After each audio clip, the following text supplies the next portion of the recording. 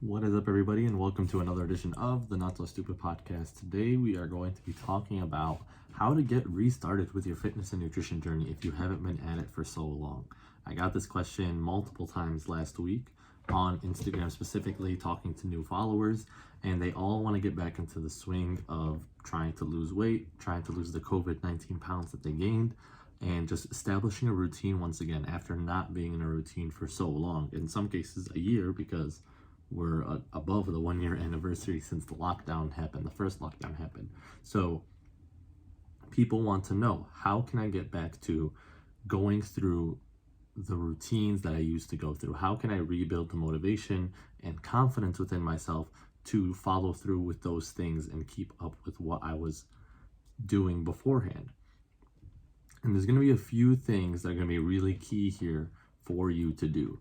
And I'm going to outline a few ways that you can do them, what to watch out for in how you set these things up, and how to ultimately manage them for long-term success. And it's going to start first and foremost with the expectation that you set for yourself. And what I mean by that is, right now, you want to get back to how you were right when you lost track of everything, right? Essentially, right when the momentum shifted from going to the gym 4 days a week, let's say, walking consistently, cooking healthy foods, and just being on top of everything. Your goal now, your expectation, is going back to that final moment, to that end of your journey, right? You're trying to get to that perfection once again from the get-go. And that's an unrealistic thing, because you're not starting from that point, right? That point took you months, if not years, to get to. That was momentum that was built consistently over time, again and again and again and again. For you to think that you can do that within a week of wanting to start that is very unrealistic. You're closer to where you were when you started than where you were when you stopped. And that distinction is important to recognize, because even though you won't get to that point right now, you won't be at that final point right where you left off immediately, it doesn't mean you won't get there ever.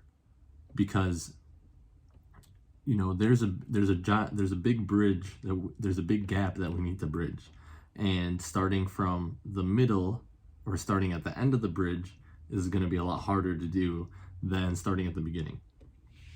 So that's the first thing, is establish expectations properly. When we want to get into these routines and we want to get into these habits and we want to get into this lifestyle, we always think of the perfection of that lifestyle first and foremost, but that's the end destination. That is not where we're starting from, and that's not our next step.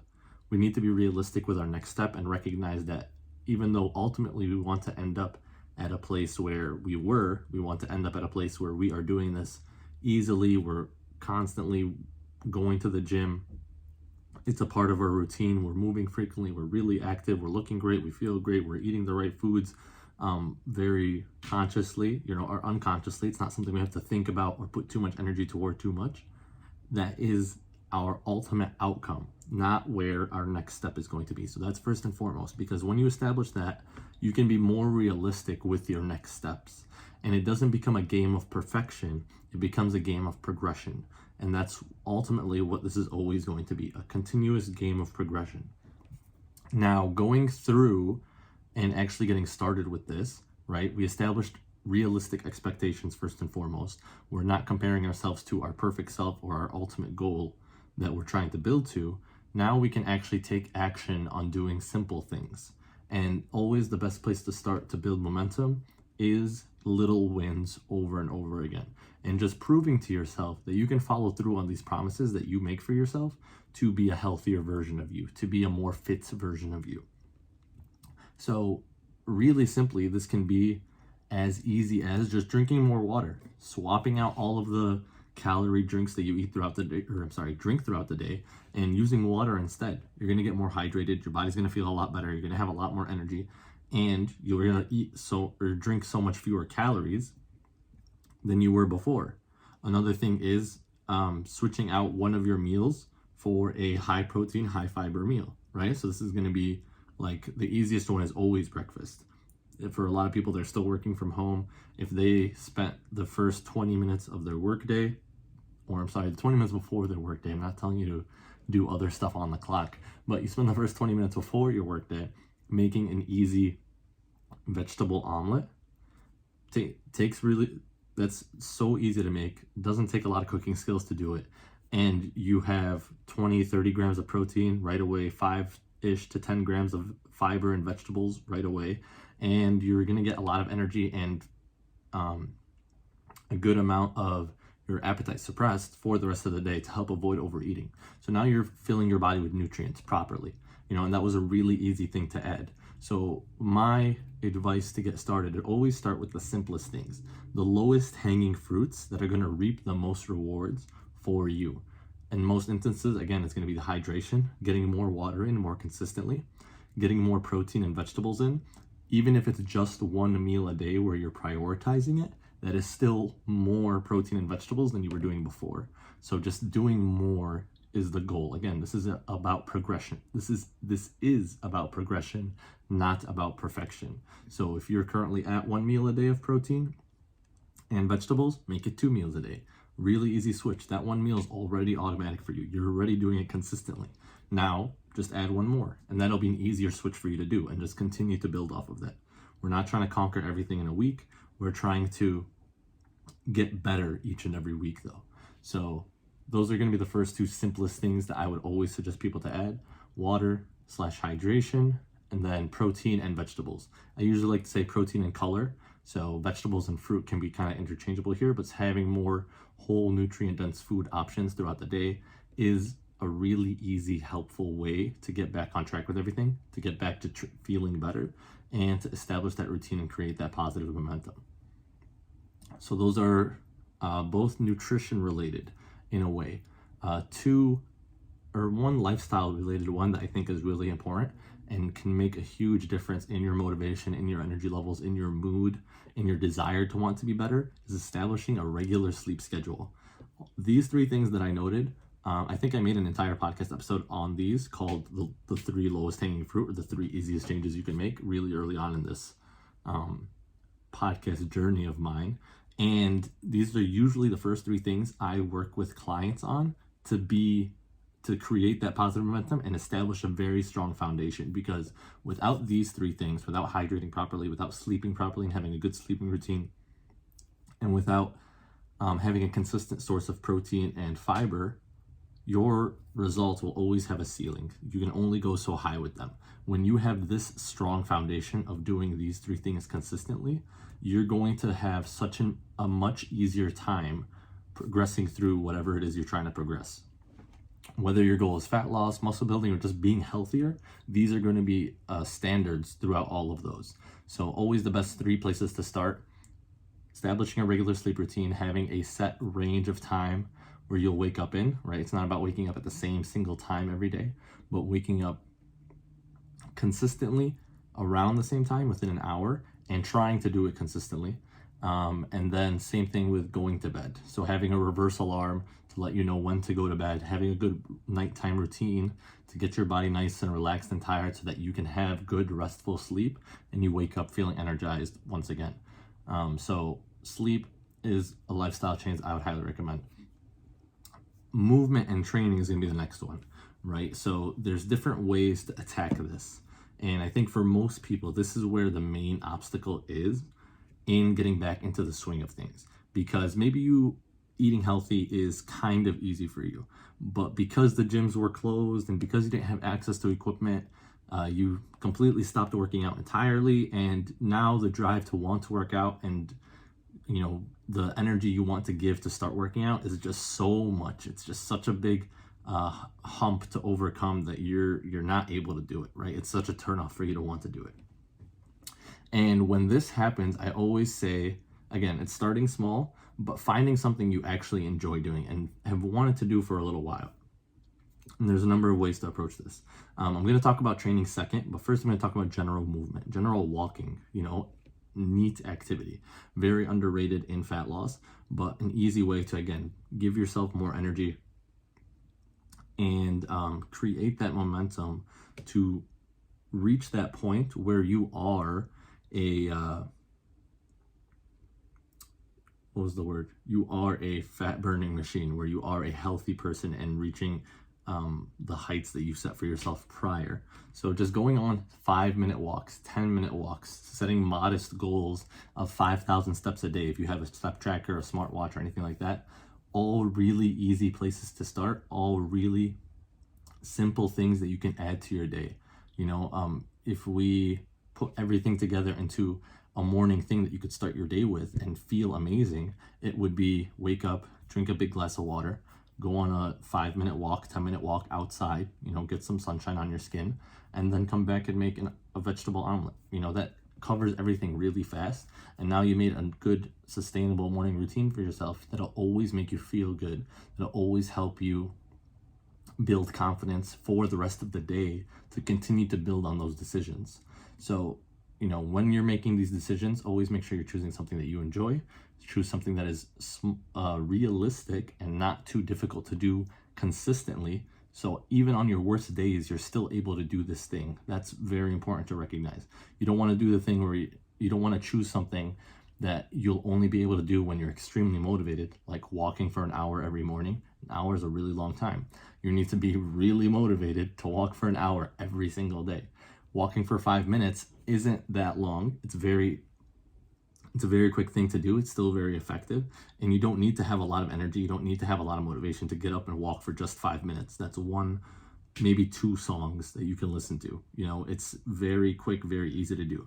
So make it so that even on your worst days, no matter how you're feeling, you're still able to do this habit or routine that you chose for yourself. And that's going to be for movement, right? You can, obviously, it doesn't have to be in the morning. There's advantages to walking in the morning beyond just getting activity in. But as long as you are doing the walking, that's going to be really helpful. If you make it a lunch break thing, if you make it a post-work thing, if you make it a pre-bedtime thing, whatever the case may be, as long as you make it a thing that you do, that's the important part.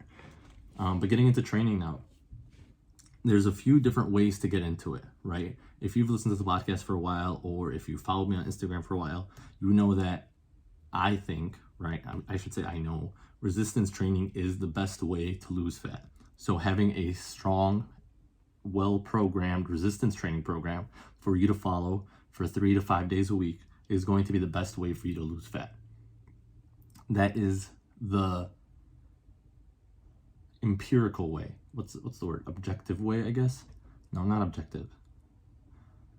That's the most optimal scientific way, is what I should say. That's the best scientific way. But it might not be the best way for you right now for where you're at, right? So maybe for you, signing up for a group fitness class where you pay a certain amount a month and you have an appointment that you have to go to and you do it with a friend, all of these things to force you to go, might be the best thing for you right now. And once you do that regularly enough and you feel ready and comfortable enough to move up and level up, then you can go to a good resistance training program. Then you can sign up for a gym and start going on your own because you've established a routine to be active, to work out, and do those things consistently. The point with starting, though, is to put in the reps, is to get into the routine, is to build the mindset of, at this time, I need to move and work out. After work at 5 o'clock, I have a class at 5:30, I'm gonna go work out at that class. That's awesome. Once you do that consistently for 2, 3, 4 months, and you do it 2 times a week, 1 time a week, 3 times a week, whatever you wanna start off with, again, whatever is realistic for you, that even on your worst weeks, you can commit to, and then you build off of that, that's gonna be the best place to start. You can always build off of it later. You don't have to try to conquer everything in one day. Again, you don't have to accomplish it all in 1 week. It's been a year in most cases, right? This is the situation we're talking about. It's been a year where you've struggled with being active. You struggled with moving. You didn't really work out.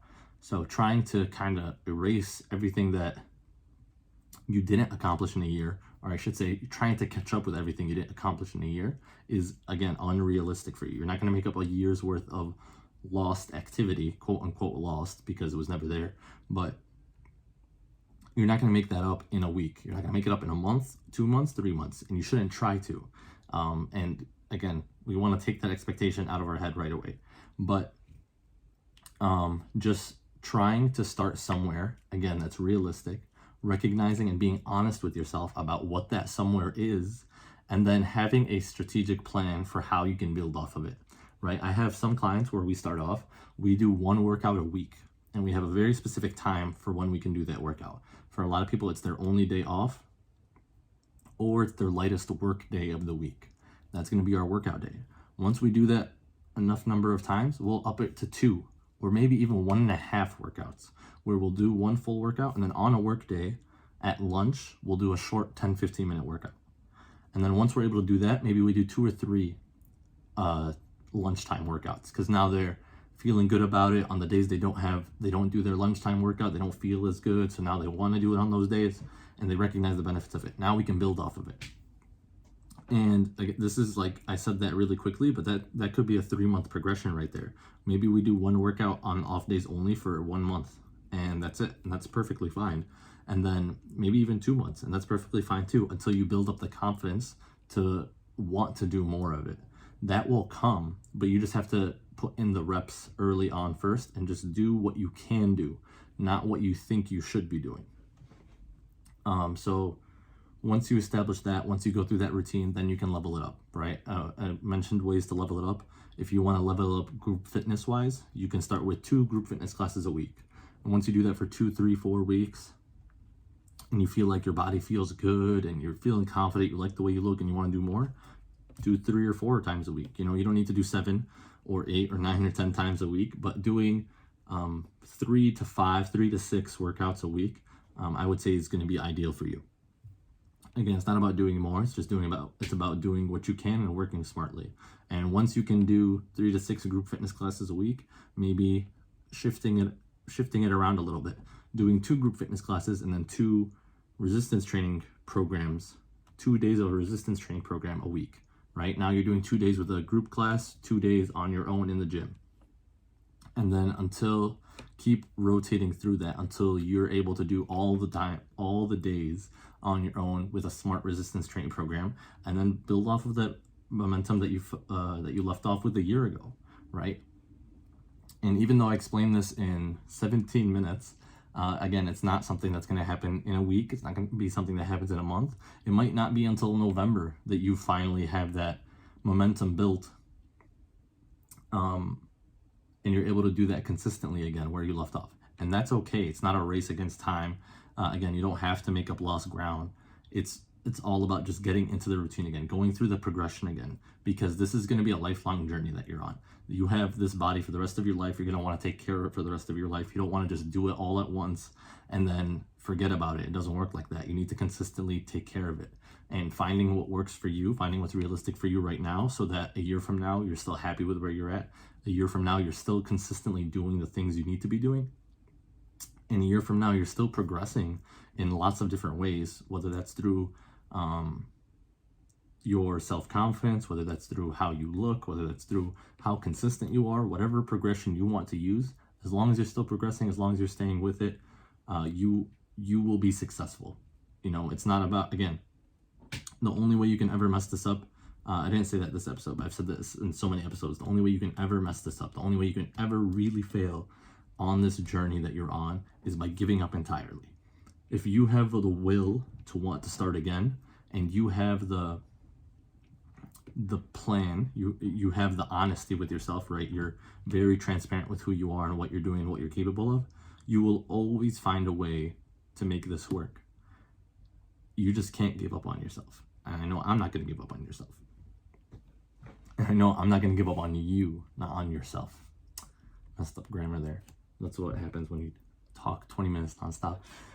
But thank you everyone for listening. I really appreciate it. I hope this was helpful for you if you were in a rough spot and you did need to hear that and need to be easy on yourself because you weren't easy on yourself, so you needed someone else to be easy on you. If you want more advice on your specific situation, or you want advice on a starting strategy to get things going, feel free to schedule a free strategy call with me. The link is going to be in the show notes.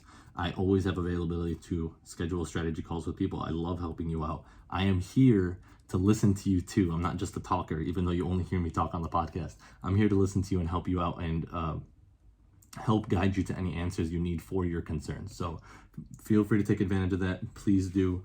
That is a lifetime offer forever. So if you see this, you hear this, you see that link, feel free to click it whenever you're ready to click it and take that next step into becoming a better version of yourself. But thank you once again for listening to this podcast, and we'll see you guys on the next episode.